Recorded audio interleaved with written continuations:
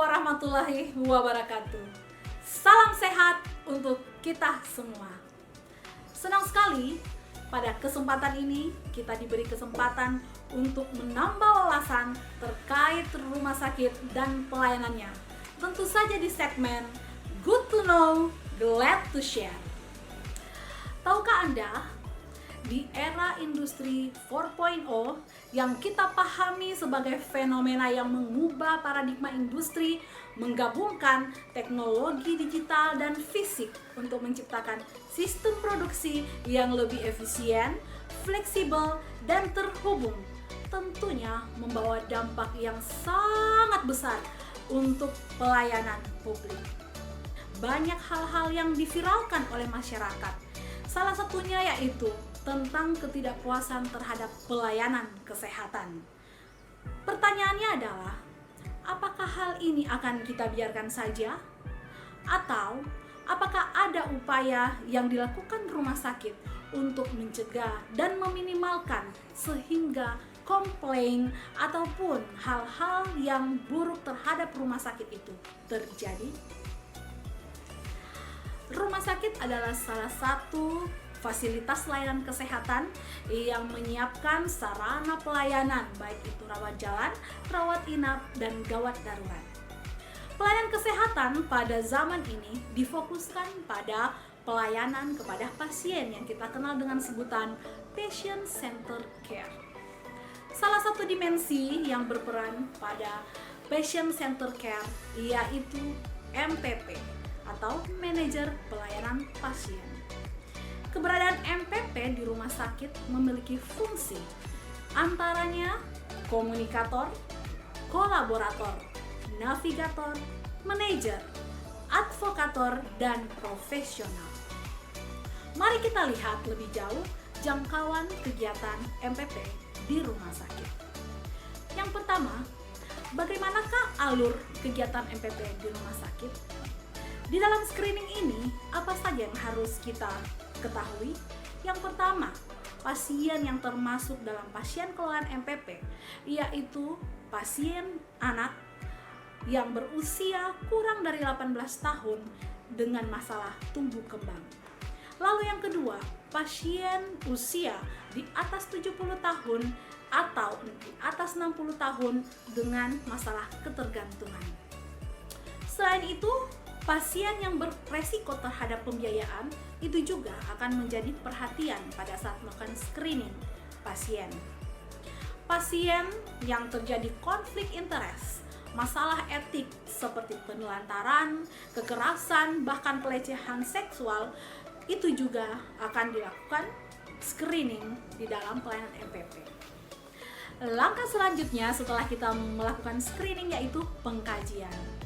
Apa saja yang kita kaji pada pasien yang kita telah lakukan screening? Yang pertama, kita mengkaji kondisi fisiknya, status fungsional, dan kemandiriannya.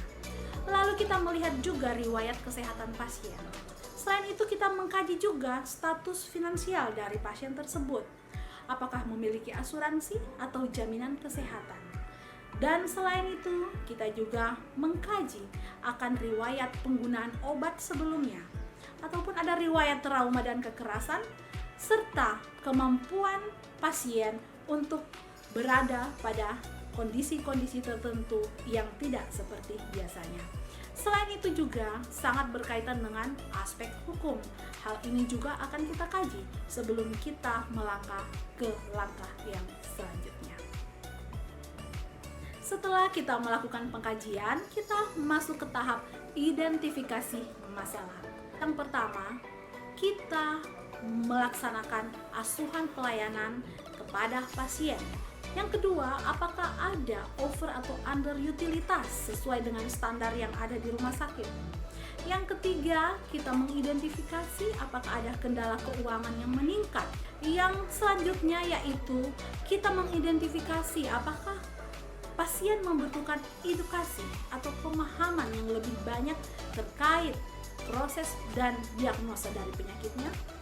Tahap selanjutnya, setelah kita melakukan identifikasi masalah, maka kita harus memastikan bahwa pasien atau keluarga yang kita kelola ini akan memahami tujuan ataupun sasaran daripada tindakan ataupun layanan yang kita berikan melalui wawancara ataupun pengkajian yang lebih intens lagi.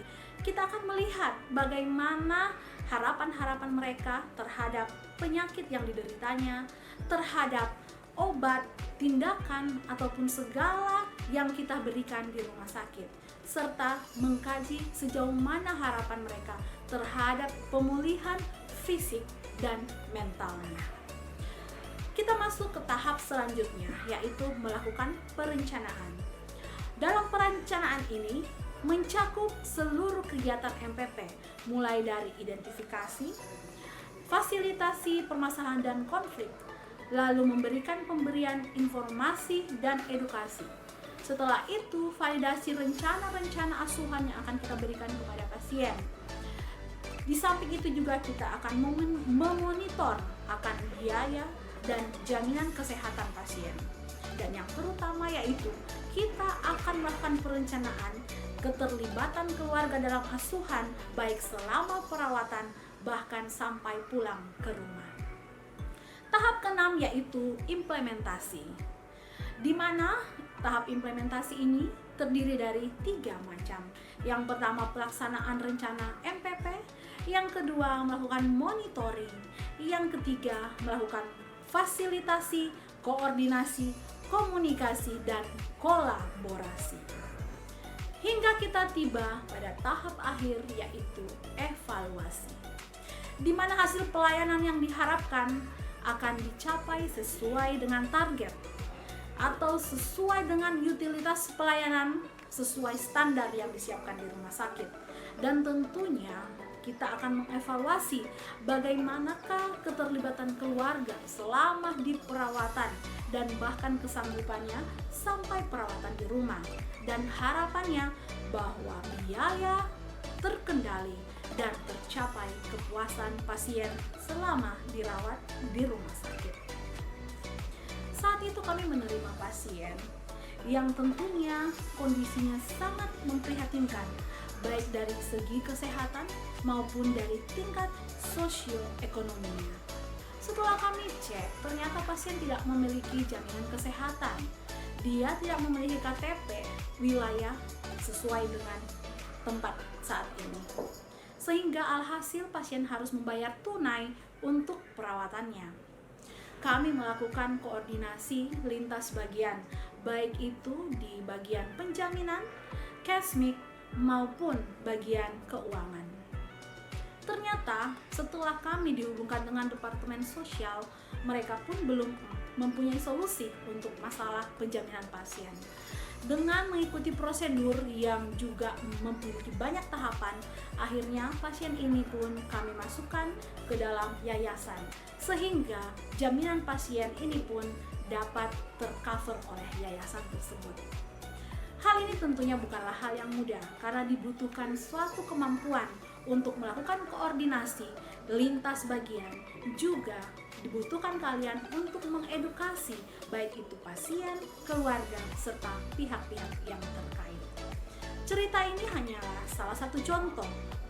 Kesimpulannya bahwa keseluruhan aktivitas MPP ini diharapkan pasien mendapatkan pelayanan paripurna, sehingga kepuasan pasien terhadap mutu pelayanan dapat dicapai.